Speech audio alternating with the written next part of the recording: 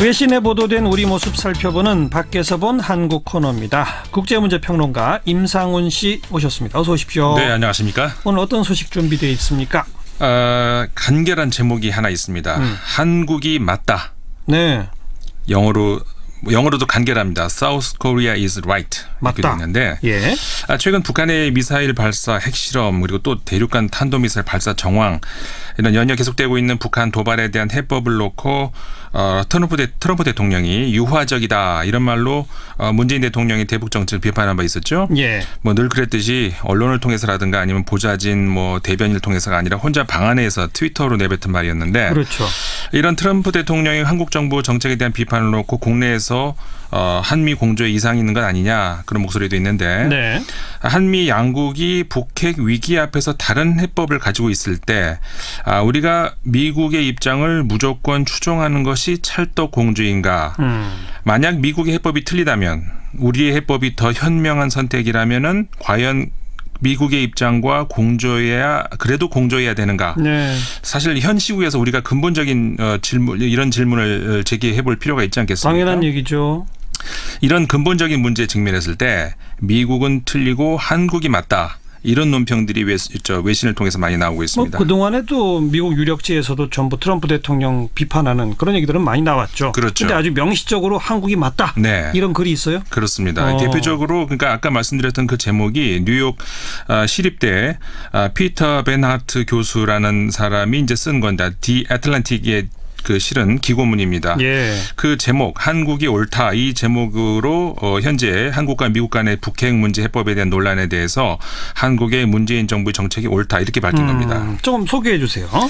트위터에서 밝히고 있듯이 현재 북한 위기에 대한 그 트럼프 대통령의 판단이 북한은 오로지 힘의 논리에만 이해하고 있고 그리고 전쟁을 하겠다 이런 협박을 하고 있다. 그렇죠. 그렇다면 이 상황에 대한 대응으로 역시 공격적으로 전쟁을 준비해야만이 북한으로 하여금 핵을 포기하게 할 것이다. 이게 그 트럼프 대통령 인식 아니겠습니까? 예. 이런 상황 인식에 대해서 베르나트 교수가 전제는 맞지만 결론은 완전히 틀렸다 이렇게 말을 하고 있는 겁니다. 그럼 전제는 뭐가 맞고 결론은 뭐가 틀리다는 거예요? 그러니까 북한이 힘의 논리에 의존하고 있는 것은 맞다. 그건 맞다는 건데 그렇다고 힘으로 밀어붙이는 것이 과연 좋은 방법인가 그 지적이거든요. 예. 사실 이 전제가 맞다는 이야기는 북한이 왜 이렇게 핵무기에 집착을 할까? 왜 이렇게 힘의 논리로 전 세계를 상대로 자폭 인질극을 벌이는 걸까? 이 문제와 직결되지 않겠습니까? 그 얘기죠. 꼭 그 베나트 교수의 말이 아니더라도 북한이 힘을 축적하려는 의도 이건 좀 사실 분명히 보입니다. 네. 누차 외국 전문가들이 지적을 하듯이 과거에 이라크의 사담 후세인, 리비아의 카다피, 최근에는 이제 우크라이나까지 그러니까 핵무기 프로그램을 포기한 나라들이 미국 또는 러시아 앞에서 어떤 결과를 얻었는지 이 북한이 똑똑히 지켜봤다는 거죠. 네, 네. 지금까지 수차례 미국에 대해서 파격적인 조건을 제시해가면서 대화 신호를 보냈지만은 그때마다 거부를 당했던 북한의 입장에서는 결국 핵을 포기했을 때 돌아올 자신들의 운명이 카다피, 후세인과 같을 것이고 축출당할 것이다. 그렇죠. 비극을 맞지 않겠습니까? 예. 따라서 그런 미국에 저항할 수 있는 유일한 길은 결국 핵무장을 통한 무력 대응밖에 없다. 이렇게 생각을 한다는 거죠. 네네. 그 베나트 교수의 지적도 바로 이 점을 지적을 한 건데 그리고 또 하나가 지금 현재 북한 수뇌부 그다음에 주민들까지 공통적으로 가지고 있는 미국에 대한 북한의 악감정이 어디서 유래하느냐면 1950년 한국전쟁 당시 미국이 북한 땅에 쏟아부은 폭탄의 양이 보통 다른 전쟁의 경우라면 상상할 수 없을 정도의 초토화 수준이었다고 하고요. 아, 그래요? 네. 특히 그 한국전쟁을 한 국가 안에서 같은 민족끼리 벌인 그 내란으로 봤을 경우에 더 아주 참혹한 응징이었다 생각을 한다는 겁니다. 예. 그래서 베르나트 교수의 따르면요. 미국이 한국 전쟁 동안에 북한에 투하한 그 폭탄의 양이 2차 대전 동안에 태평양 전체에 투하한 폭탄의 양보다도 많았다는 겁니다. 아, 진짜 그런가요? 예, 그런 어마어마하군요. 제 취재에 의해서도 제가 이제 확인한 내용이거든요. 네, 북한 주민들이 실제로 그렇게 생각을 한다는 거거든요. 그런 주민들의 감정이 미국에 대항하려는 북한 수뇌부의 입장을 지지하게 만들고 있다는 거죠. 그리고 역대로 이제 미국이 북한의 김씨 정권에 대해서 참수 작전을 정기적으로 훈련하고 있지 않습니까? 않습니까? 네. 그러니까는 북한 입장에서는 국제사회의 제재와 압박에도 불구하고 비대칭 전략 무기를 통한 무력 대응을 가속화할 수밖에 없다는 거죠. 네. 그러니까 북한은 핵무기 개발이 생존에 직결되는 전제 조건이다. 그렇죠. 거기에 매달릴 수밖에 없다라고 하는 전제는 맞다 이런 얘기죠. 네, 맞습니다. 그런데 트럼프 대통령의 해법이 틀렸다는 얘기는 뭐예요? 그래서 이제 이런 상황에서 트럼프 대통령의 대북 정책이 역효과를 날 수밖에 없다는 건데요. 예. 베르나트 교수의 말을 제가 그대로 인용을 해보겠습니다. 네. 과거 당신이 피투성이로 만들었던 당사자와 대치하고 있다고 상상해보라. 당신이 가지고 있는 것은 AK-47이고 AK-47은 그 러시아제 좀 구식인데 굉장히 성능이 좋은 반자동 소총입니다. 자동 소총. 네. 예. 그리고 상대가 가지고 있는 것은 사냥용 소총이다. 당신은 이 사냥용 소총을 위협으로 간주하지만 상대는 생존을 위한 최선의 노력으로 여기고 있다. 네.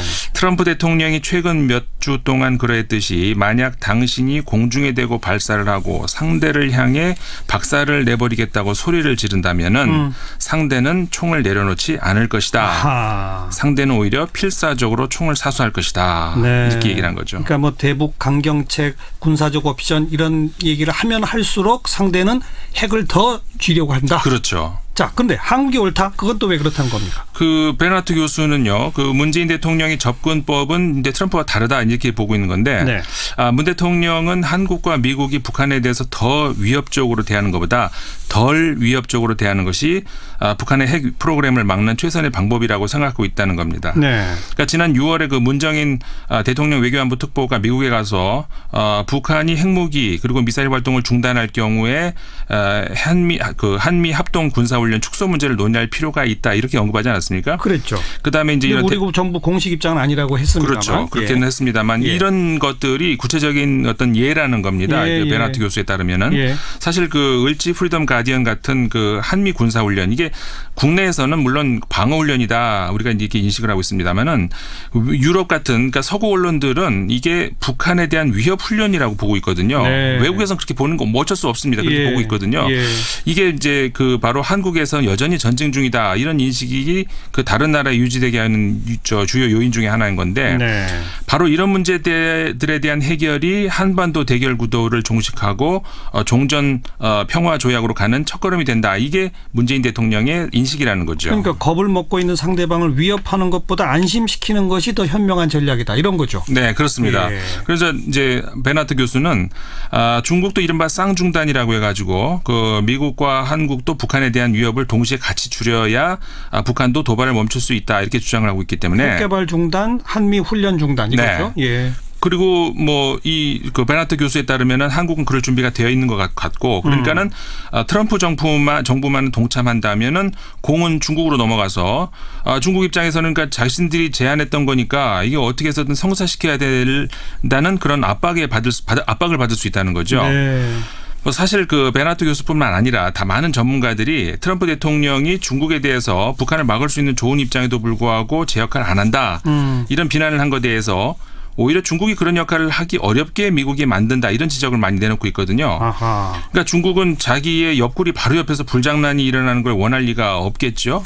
자신들이 북한 문제의 중재자 역할을 할 경우에 자신들의 그 국제적인 위상도 더 올라갈 거고. 그렇죠. 근데 지금 같은 최면 국인은 그런 꼴을 계속 그 이어나가기를 원할 리가 없다는 겁니다. 예. 그러니까 중국의 언론들도 수차례에 걸쳐서 북핵 문제 해결을 중국이 하고 싶어도 못하게 만드는 게 미국이다. 이런 불평을 계속 내놓고 있거든요. 네. 오히려 미국이 북핵 위기를 조장해서 사드 배치 같은 이런 한반도에서의 미국 영향력을 계속 키워서 중국을 견제하려 한다. 이런 인식이 내비쳐 왔다는 거죠. 네. 그런 의미에서 한국이 맞다. 네. 이런 주장이로군요. 그렇죠. 그런데 그렇게 해서 협상을 통해 뭔가 좀 타결점을 찾는다 해도 그러다 북한이 그 일방적으로 협상 결과를 위반해 버리면 네네. 북한만 이익 챙기는 거 아니냐. 뭐 이런 비판, 반론이 있을 수 있잖아요. 그렇죠. 그래서 베르나트 교수가 말하는 트럼프 정부의 반대 이유가 문재인 정부의 그 대북 정책에 대한 반대 이유가 바로 그것이다라는 건데요. 예. 과거에 그 1994년도 있었죠. 그 제네바 합의로 알려진 북미 간의 그 핵 협상. 이 인식이 이제 미국 사람들이 가지고 있는 대표적인데, 그러니까 이런 거죠. 미국이 퍼주기만 하고 북한이 일방적으로 위반했고. 결국 현재 6차 핵실험까지 왔지 않았느냐. 이게 이제 이런 주장이 미국 사람들 주장이건데요. 그렇죠. 우리가 사실 그 미국 편향적이라서 그렇지 사실관계를 보면은 제네바 합의 이후에 북한보다 미국이 합의를 깬 게 위반한 게 더 컸거든요. 네, 베나트 네. 교수 주장도 마찬가지고요. 클린턴 정부의 제네바 협상 직후에 있었던 중간 선거 여기서 공화당이 승리를 했죠. 그러면서 협상에 어깃장을 놓기 시작을 했고 중요 지원 약속을 비롯해서 계속 이제 그런 약속을 어기다가 결정적으로 북한이 플루토늄, 우라늄 폐기를 대가로 북미 외교관계 정상화를 제안을 했었죠. 예. 여기에 대해서 미국이 내오는 반응이 이겁니다. 합의를 깨고 싶었던 차에 망치를 손에 쥐어진 심정으로 기다렸다. 이런 것이 이제 미국이 이제 완전히 파기를 했다는 거죠. 예, 좀 전에 그 표현은 전 그 미국의 유엔 대사가 한 말인데 제가 이름은 지금 좀 잊어버렸는데 대사가 한 말입니다. 그래서 협상을 하고 나서 다 자신들의 이익만 취하고 파기할 것이라는 것은 북한이 그럴 것이라는 것은 미국 정부의 편향된 시각이다. 이런 것이 학계의 전문가들의 시각입니다. 네. 그러니까 강경책보다는 협상을 통해 문제를 풀어야 하는 것이 맞다. 이 네. 주장인데 사실 오래전부터 미국 언론에서도 이런 주장은 여러 번 나왔어요. 그렇죠. 하지만 북한이 핵실험까지 강행하고 자꾸 이렇게 도발이 계속되니까 이제는 그런 협상론이 다수의 국제 여론이다. 이렇게 보기엔 좀 어려운 상황이 돼버렸죠. 뭐 사실 그렇죠. 근데 네. 그게 현실인데 그 점을 베르나트 교수도 지적을 하고 있습니다. 거기까지 지적해요? 네. 예. 이렇게 말하고 있습니다. 지금 우리가 가지고 있는 두 가지 암묵적 가정이 있다는 건데요. 첫 번째는 미국의 국익이 보편적이라고 믿는다는 건데 그러니까 이거는 사실 그 베르나트 교수뿐만 아니라 뭐 인문학이라든가 뭐 사상계에서 폭넓게 지적되고 있는 중요한 좀 문제죠. 예. 그러니까 소수의 파워 엘리트가 지배하는 미국에서 소수의 정치 엘리트, 문화 엘리트, 학문 엘리트들이 만들어낸 프레임이 전 세계에 일괄적으로 적용되는 보편적인 패러다임이 된다는 이런 문제. 네. 이걸 지금 현재 우리가 직면하고 있는 북핵 문제에 적용시키면은 미국이 더 정확하게 표현하자면 미국 정치권이 원하는 바가 전 세계가 원하는 바고 따라서 미국이 가지고 있는 해법이 바로 정론이고 거기에 동의하지 않으면 공조에 문제가 있는 것으로 비춰지고 있다. 이게 베르나트 교수의 그 주장인 셈입니다. 이 점에 대해서 근본적 의문과 문제 제기를 해야 한다. 네. 그리고 또 하나가 이제 그 미국을 향한 건 아니고 이번에는 이제 다른 나라를 향하고 있는 건데 국제사회를 향한 건데요. 예. 국제사회가 미국에게는 양보하라고 하지 않으면서 북한에게만 양보하라고 강요한다는 거죠. 예. 이게 무슨 말이냐면은 북한이 위험한 짓을 할 경우에 왜 그런 무모한 짓을 할까 이해하려는 노력. 그러니까 북한하고 공감하자는 그런 이해가 아니라 상대를 이제 분석하자는 의미에서 이해를 얘기하는 건데요. 북한 입장에서 한번 생각해 보는 이해. 그렇죠. 왜 저럴까 이런 거. 그러니까 국제사회가 그런 노력이 부족하다는 건데 베르나트 교수는 북한이 핵 프로그램을 집요하게 가지려는 이유가 뭘까 하는 노력이 없이 북한의 위협에 군사적 응징으로 답하려는 미국의 입장만 듣고 그 한반도의 긴장 상태가 미국의 국익에 부합한다는 사실을 애써 무시하고 있다는 겁니다. 네. 그러니까 전쟁이 나도 한반도에서 난다.